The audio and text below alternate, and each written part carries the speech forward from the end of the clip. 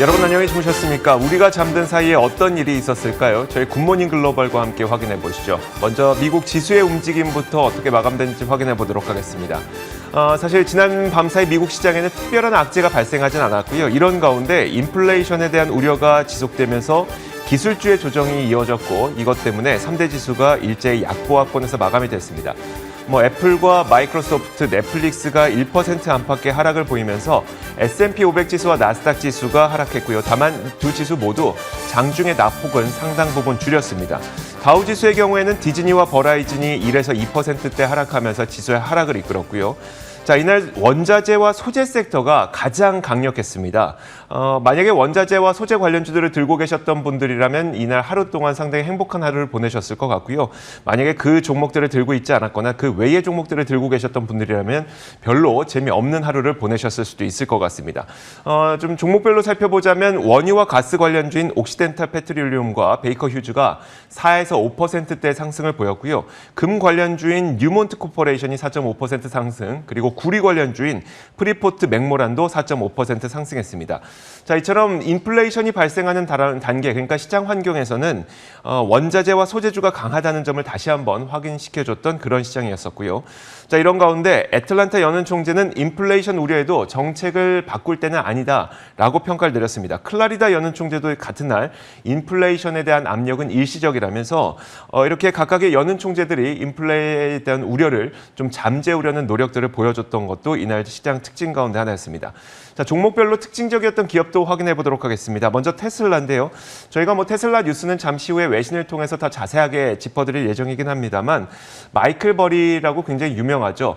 2008년 글로벌 금융위기 당시에 주택시장의 붕괴를 예측했던 인물입니다. 주택시장에 대해서 공매도를 했던 인물이 테슬라에 대해서 5억 3천억 달러 규모의 이 공매도를 포지션을 구축한 것으로 확인이 됐죠. 이 때문에 테슬라의 주가는 2% 넘게 하락했습니다.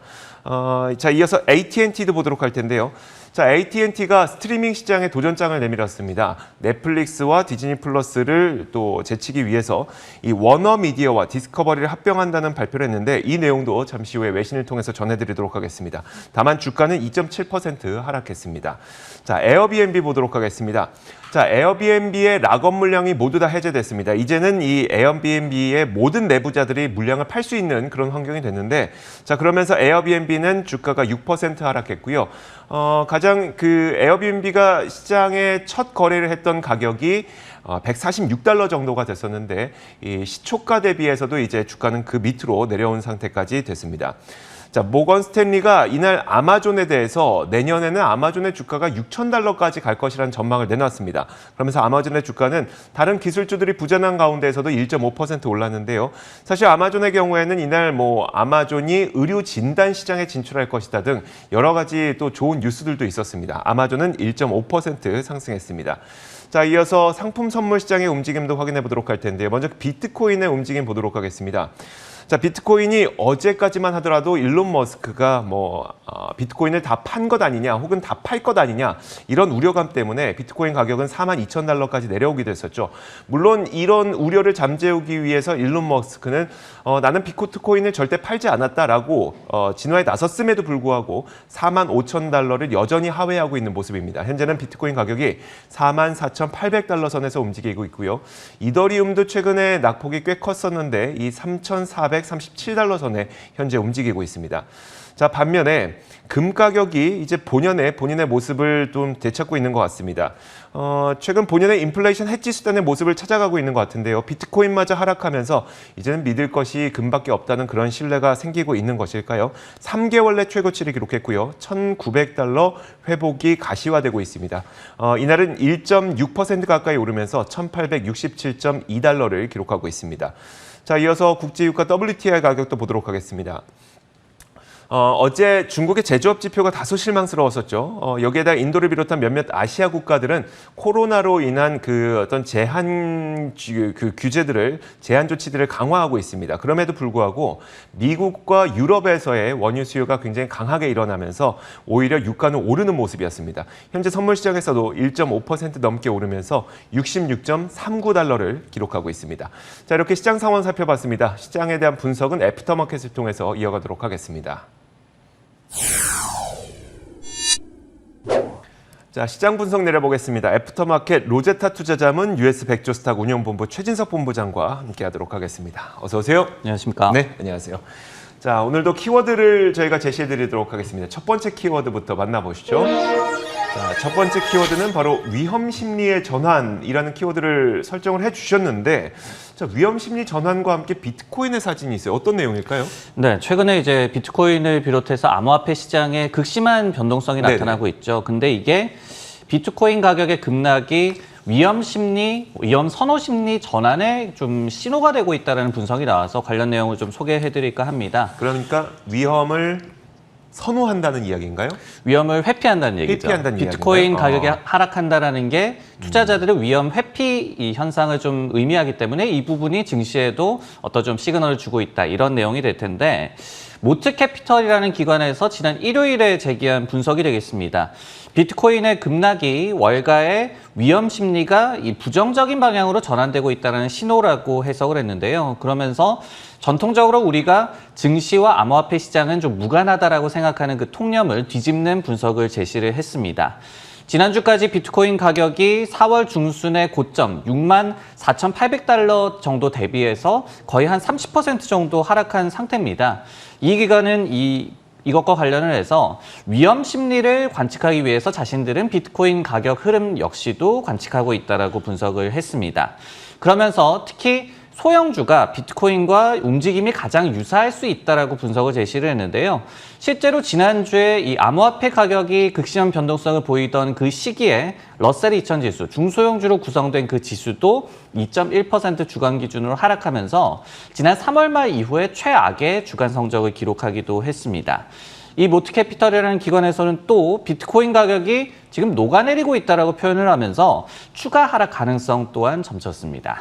사실 이런 분석을 보면서 암호화폐에 투자하고 계시는 분들은 반가울 리가 없겠지만 사실 주식시장에 투자하고 계시는 분들의 경우에는 불과 얼마 전까지만 하더라도 더 높은 수익률을 원하는 투자자들이 주식시장에서 이제 주식시장이 턱끝까지 차오른 것 같으니까 암호화폐 시장으로 옮겨갔다는 분석들이 좀 제기가 됐었잖아요. 네.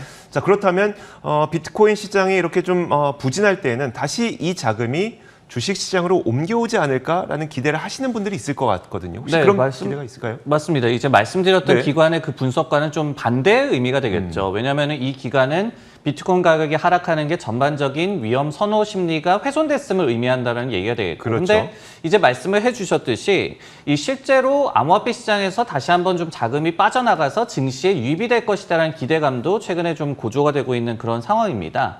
실제로 이제 온라인 데이터 기업인 센티먼트사에 따르면요. 전 세계 암호화폐 거래소가 보유하고 있는 비트코인의 물량이 지난 1월 14일 이후에 최대를 최근에 기록했다고 합니다. 즉 많이 팔았으니까 거래소가 많은 물량을 지금 갖고 있다는 얘기가 되겠고, 그리고 실제로 최근에 가격이 떨어졌음에도 불구하고 투자자들이 저가 매수를 망설이고 있다는 뜻으로 해석할 수 있는 그런 움직임입니다. 특히 이제 국내 증시 같은 경우에는 제도권으로의 자금이 다시 이동할 것이다라는 그런 전망이 충분히 좀 일리가 있어 보이는데요. 왜냐하면은 지난 2017년에 비트코인의 한창 상승장이 있고 나서 가격이 급락했을 때도 이 증시로의 자금 유입이 일어났던 그런 전례가 있기 때문입니다. 실제로 이제 금융투자협회에 따르더라도 5월 13일 기준으로 투자자들의 예탁금이 이틀 연속으로 70조 원대를 기록했다라고 하는데 그만큼 최근에 증시에 투자하려고 하는 대기 자금이 늘었음을 알 수 있는 그런 대목이 되겠고요. 즉 지금은 암호화폐 가격 하락이 위험 심리 전반의 훼손을 의미한다. 반대로 증시가 재차 각광을 받을 계기로 작용할 수 있다. 이렇게 각각의 의견이 좀 제시가 되고 있는 상황이고 아직까지 명확한 방향성을 그러니까요. 좀 파악하기는 힘든 그런 상황이기도 합니다. 일단 지켜봐야 될 문제이긴 합니다만 어쨌든 지금 오늘 전해주신 분석 내용만 놓고 보자면 위험 자산 자체를 좀 피하려고 한다가 한쪽에 있는 거고 아니다. 그게 아니라 암호화폐로 옮겨갔던 위험 자산 선호하는 자금들이 이제 주식시장으로 옮겨올 거다. 저는 개인적으로는 후자가 됐으면 좋겠다는 바람이 있긴 합니다만 어찌 되는지 한번 지켜보도록 하죠. 자, 이렇게 첫 번째 키워드 한번 살펴봤습니다. 이어서 두 번째 키워드 보도록 하겠습니다.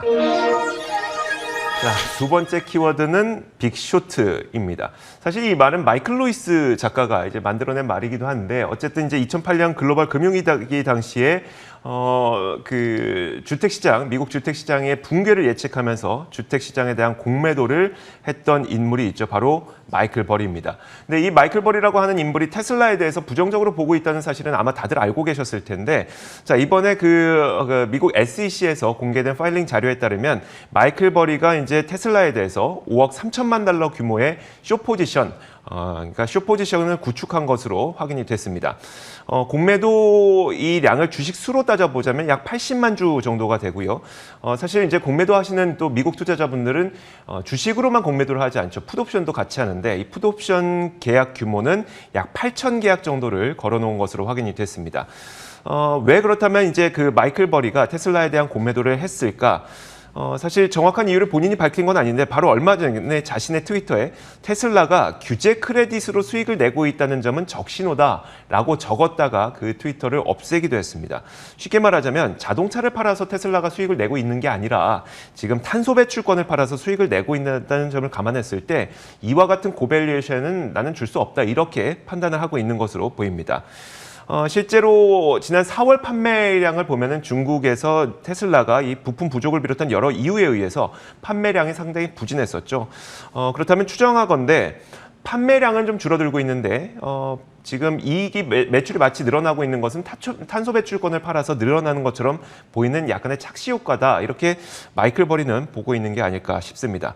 사실 마이클 버리는 작년부터 테슬라에 대한 경고성 발언을 계속 이어갔었죠.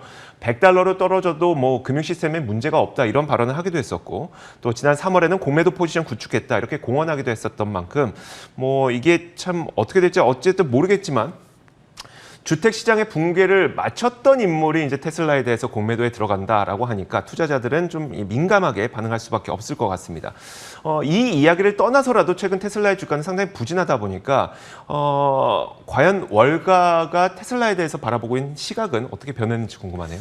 아직까지는 그래도 좀 낙관론도 아직 남아있는 것 같습니다. 이제 테슬라가 1분기 실적을 발표했는데 그 수치 가운데서 탄소 크레딧을 통한 매출이 5.18억 달러로 나타났었습니다. 근데 이게 원래도 있었던 그런 매출이거든요. 근데 이제 이게 차 매출에 포함이 되기 때문에 좀 착시 효과를 일으킬 수가 있고 그리고 유독 이번 1분기에 이 수치가 YOY 기준으로 46%나 급증을 했기 때문에 각 IB에서 실제로 사업이 잘 된 것이 아니라 탄소 크레딧 이 판매가 잘 된 것이다라고 좀 혹평을 남긴 것입니다. 그렇기 때문에 또 호실적을 제시를 했음에도 불구하고 시장의 반응이 좀 실망스럽게 나타난 것이었고요. 최근에 또 테슬라 이슈 같은 경우에는 중국에서의 4월 판매가 MOM 기준으로 27% 정도 급감했다라는 소식, 그리고 또 비트코인 관련해서 일론 머스크 CEO 관련한 또 잡음, 이런 것들을 좀 생각해 볼 수가 있을 것 같은데요. 서두에서도 좀 말씀을 드렸듯이 그래도 낙관론이 좀 남아있는 모습이 관측이 되고 있는데 예를 들어서 아웃퍼폼 의견과 목표주가 1,000달러를 최근에도 유지를 했던 웨드부시 같은 경우에는 칩 공급 부족이라든지 안전성 문제 그리고 업계 경쟁 심화 등의 악재가 있긴 하지만은 근본적으로 테슬라 차에 대한 수요는 견고하다라고 분석을 제시한 바가 있었고요. 그리고 이제 모건 스탠리 같은 경우에도 최근에도 비중 확대 의견과 목표 주가 900달러를 그대로 유지를 했는데 지금 주가가 떨어진 것이 매수 기회라고 얘기를 했습니다. 그러면서 투자 심리가 당분간은 불안할 수는 있겠지만은 이 테슬라가 최소 내년까지는 중국에서의 매출 비중이 전사 매출에서 차지하는 그 비중이 계속해서 늘어날 것이다. 중국 시장의 장기적인 전망은 훼손되지 않았다라고 네. 또 분석을 하기도 했습니다. 알겠습니다. 사실 테슬라에 대해서는 좀 갑론을박이 좀 오고 가는 분위기라고 보는 게 훨씬 더 맞겠네요. 맞습니다. 그렇기 때문에 이제 저희가 이 애널리스트들의 의견을 보더라도 테슬라는 베이스 케이스가 있고 불 그렇죠. 케이스 있고 또 베어 케이스도 그렇죠. 있잖아요. 네. 그만큼 월가에서도 이제 정확하게는 이 기업에 대해서 시나리오별로 전망할 뿐이지 명확하게 어떻게 좀 방향성을 좀 제시하기는 힘든 그런 종목이지 않을까라는 생각도 듭니다. 네, 알겠습니다. 자, 이어서 세 번째 키워드도 공개하도록 하겠습니다. 세 번째 키워드는 바로 이건데요. 자, 넷플릭스 비켜라고 하면서 넷플릭스의 대항마가 또 나왔습니다. 어떤 기업일까요? 저희가 이제 업계 1인자가 있다 보면 네네. 이 끊임없이 좀 도전에 직면을 하잖아요. 그럼요. 그래서 저희가 뭐 어렸을 때도 이효리가 한창 좀 뜨던 때니까 이효리 비켜라고 이제 신인들이 나왔을 때 기사 제목이 무수하게 좀 나왔었습니다. 네, 네. 그런 상황이 이제 스트리밍 업계에서 좀 벌어지고 있는 것 같은데 본부장님도 연배가 꽤 되시나 봐요. 맞습니다. 네. 그래서 이제 스트리밍 업계에서 아직까지도 그래도 넷플릭스가 지금 1위를 달리고 있죠. 그런 가운데서 또 한 번 넷플릭스 비켜라고 좀 대항마가 나타나서 관련된 내용을 좀 준비를 해봤습니다. 이날 AT&T가 자사의 죄송합니다. 콘텐츠 사업부인 워너미디어를 디스커버리사와 합병하겠다라고 발표를 했는데요. 그러면서 넷플릭스와 또 디즈니 플러스에 도전하겠다라는 뜻을 전했습니다. 타임워너, 그러니까 워너미디어의 전신이었던 이 회사를 850억 달러에 인수를 했던 AT&T는 워너미디어를 이번에 분할을 해서 디스커버리와 합병한 새로운 미디어 회사를 만들 계획으로 알려지고 있는데요. 이번 딜로 AT&T에서는 총 430억 달러의 또 자금을 지원받게 됐습니다. 그리고 인수합병은 참고적으로 내년 중반에 완료될 것으로 예상이 되고 있고, AT&T 주주가 합병사의 주식 71%, 디스커버리 주주가 29%를 받을 예정으로도 알려지고 있습니다. 양사는 이제 스트리밍 업계에 이미 진출을 해 있지만은 지금까지는 좀 고전하고 있는 그런 상황이었습니다. HBO 같은 경우에는 HBO 맥스를 포함해서 가입자가 6,400만 명에 불과해서 AT&T에 그다지 힘을 실어주지 못하는 그런 상황이었고요. 그리고 이제 디스커버리 같은 경우에도 자사의 스트리밍 서비스 가입자가 1,500만 명에 불과하는 그런 상황이 벌어지고 있었습니다. 이 때문에 이번 딜을 두고 주요 매체에서는 리얼리티 콘텐츠를 보강해서 넷플릭스와 디즈니 플러스의 대항마를 만들려는 AT&T의 보관으로 해석을 하고 있습니다. 그 AT&T가 이렇게 된다면 뭐 어떤 넷플릭스나 디즈니 플러스의 대항마가 될 것이라는 기대감이 생겼다면 그럼 주가가 올랐을 것 같은데 오히려 오르지 못한 것은 또 어떤 연유일까요? 일단은 그래도 이 처음에 딜 소식이 나오고 초반에는 AT&T가 5% 정도 네네. 상승했던 구간도 있었고요. 그리고 디스커버리 같은 경우에도 11%는 상승했던 구간이 있었습니다. 네네. 분명히 딜 초반에는, 발표 초반에는 환호 반응이 나타났다라고 말씀을 드릴 수가 있겠는데, 그렇지만 이제 시장 전반이 좀 부진했고, 그리고 이제 짐 크레이머 같은 경우에도 이번 딜로 인해서 AT&T의 배당이 절반으로 깎일 것이다, 이렇게 또 일부 좀 부정적인 해석이 나오면서 주가 반응이 좀 뒤집힌 것 같습니다. 좀 더 지켜봐야 될 것 같고요. 다만 이제 주요 IB들이 이번 딜에 대해서 내놓고 있는 반응은 그다지 나쁘지는 않은 것 같은데요. 예를 들어서 뱅크 오브 아메리카에서는 이번 딜이 AT&T의 주가를 1에서 최대 16달러 정도 높여줄 것이다. 최대 50% 정도의 주가 업사이드를 제공할 수 있을 것이다라고 분석을 했습니다. 그러면서 AT&T 주주 입장에서는 현금 흐름상의 부정적인 익스포저를 좀 줄이고 미래 콘텐츠 투자에 따른 좀 부담 또한 덜게 됐다라고 긍정적인 분석을 전했고요. 한편 이제 라이트 쉐드 파트너스라는 또 기관에서는 컴캐스트와 비아콤의 뼈아픈 딜이라고 또 해석을 제시하기도 네. 했습니다. 즉 넷플릭스나 디즈니 플러스 같은 지금 메이저한 스트리밍 서비스에 영향을 주는 것이 아니고 어떤 지금 좀 군소한 스트리밍 업계 경쟁에 더욱더 큰 영향을 끼칠 것이다. 이런 분석을 또 제시한 기관도 있었습니다. 네, 알겠습니다. 자, 이렇게 저희가 키워드를 꼽아서 분석을 내려드렸는데 저희가 그 유튜브 채팅창에 래프잉님이라고 최 본부장님 굉장히 좋아하시는 이제 팬분이 계시거든요. 본부장님 방송 전에 더운 물로 목 푸세요라고. 미세먼지 때문에 좀 목이 안 좋으셨던 것 같으니까요. 오늘 그래도 그럼에도 불구하고 저희 방송을 함께 해주셔서 감사드립니다. 자, 로제타 투자자문 최진석 본부장과 함께 이야기 나눠봤습니다. 고맙습니다. 네.